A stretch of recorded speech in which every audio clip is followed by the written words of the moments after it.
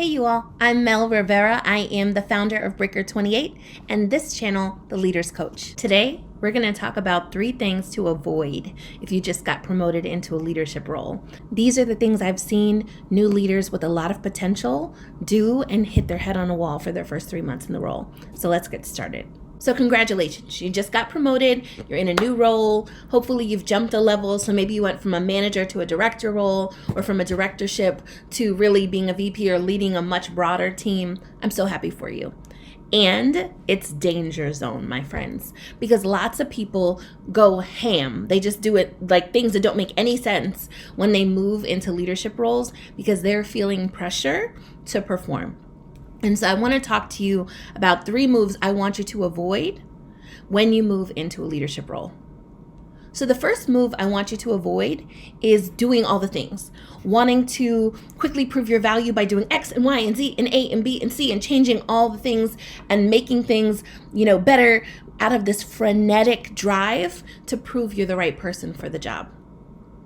Even seasoned leaders sometimes make this mistake.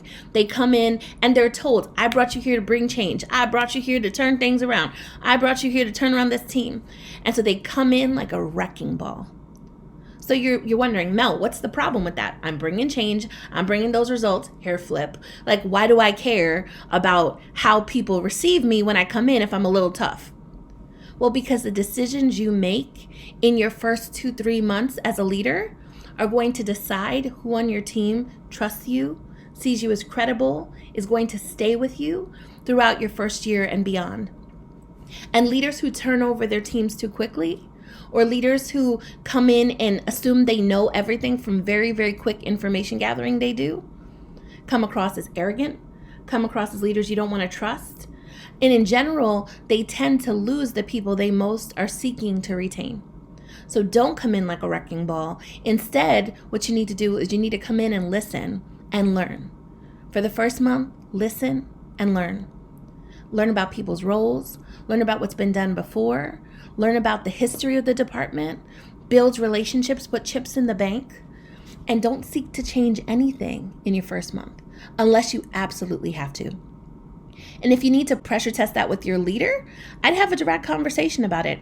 I'd say, in my experience as a leader, if I come in and I seek to change things week 1, I'm going to alienate high performers on my team.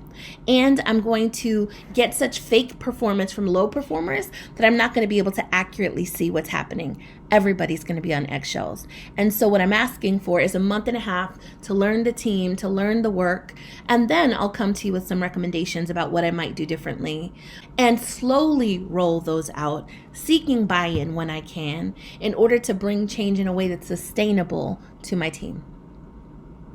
So if the first move is coming in like a wrecking ball and doing all the things, changing things too quickly, the second move that leaders do that really doesn't set them up for success is being yes men.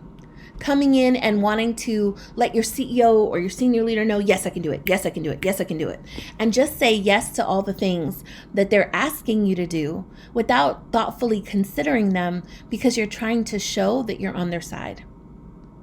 I understand this. I came into a people operations role. It was my first VP job on an exec team I deeply respected. And my instinct was just to do what they wanted. CEO wants to do something? Yes. COO, my new boss, wants to do something? Yes. How do we do this? How do we do this more quickly? I get it. But what they asked you to join the team for was not just your yes. It was your thinking. It was your expertise. It was your judgment. And so I want to invite you, if you're a yes person, and I'm that person, to start being more measured about what you say yes to. What I mean by that is, let's say your CEO says, I think we need to do 360-degree reviews right now. People have been wanting to give managers feedback for a while. We should roll it out in the next 2 months. Let's do this.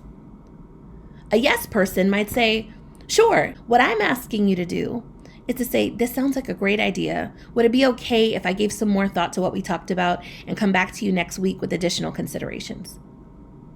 What that does is it doesn't say yes or no. It gives me the room to actually take this back and think about it, see how it fits into other priorities on my team, ask for input from my team, and come back with a plan of things to prioritize or deprioritize or a counter proposal if this actually isn't the best use of our time. I get that as a new leader, you want to prove your value. I hear you. But that's not useful. If you say yes to things, you cannot deliver. And so my invitation to you is, rather than rushing into a yes, what I want you to be doing instead is seeking ways to create the space between the information and your yes, to do some careful thinking about whether what they're asking for is tenable, the best use of resources, and something that you can roll out at this time on your team. If you're new to a management or leadership role, or if you've just been promoted kind of to the next level, the third thing I want to advise you to avoid is to make mistakes around your words. Here's what I mean. If you promise things and don't deliver, if you say you're going to do this on Thursday, you really know you probably won't get to it till Friday, and then you don't get to it till Monday, or if you breach trust, share a confidence, overshare something that you really shouldn't be sharing yet, what's going to happen is you're taking chips out of the bank before you've really put in a lot of deposits. And so I want to invite you as a new leader to really focus on being impeccable with your word. Here's what I mean. If you say you're going to get something done Thursday COB, get it done on Thursday COB. If you have to get it done Thursday night at 11 or Friday morning, own it. Say, hey, I know I promised you this Thursday. Sorry, here you go. Thanks for taking a look. Or, hey, I know I told you I'd get you this feedback 2 days in advance. I got it to you a couple hours in advance. If you need to delay our meeting so you can process this feedback, I totally understand. So being accountable for what you promise is one way to show you are impeccable with your word. And it avoids you being put in this credibility issue where people don't trust that what you're saying is really true. Another way you can be impeccable with your word is not to talk trash about people. No matter what. You don't entertain gossip. You don't do gossip. That's not what you do. So what that looks like is when somebody opens a door to say, yeah, I can't believe Maggie did that to you in the meeting. It was trash.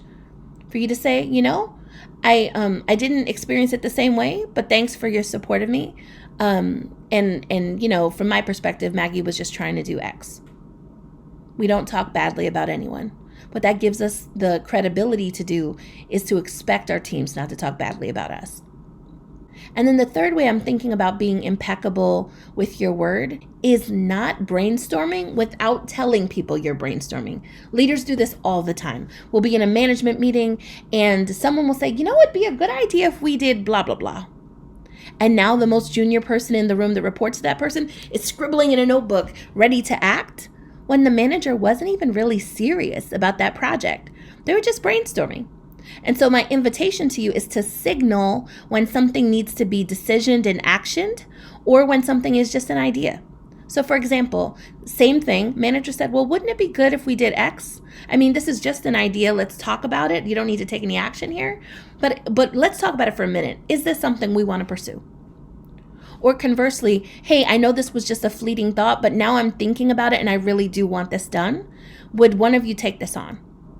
So we want to be very clear with our words when we're just sharing a brainstorm, when we have something that we're delegating and we want actioned, when something is a decision on the table.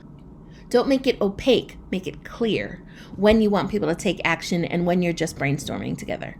So those three things, coming in and trying to change everything, being a yes person without fully thinking through the projects you're being asked to take on, and not being impeccable with your word, kind of being loose with your words, are ways that leaders lose credibility. They set themselves up for failure as new managers and new leaders. And so my advice would be to really watch out for those minefields as you pursue your new leadership role. So that's it from the Leaders Coach on this topic. If you want to learn more things about how to improve as a leader, go ahead and check the other videos on this channel or subscribe. And in the meantime, feel free to go to breaker28.com, where I do lots of coaching and training on leadership, and I also do some thought leadership and thought papers.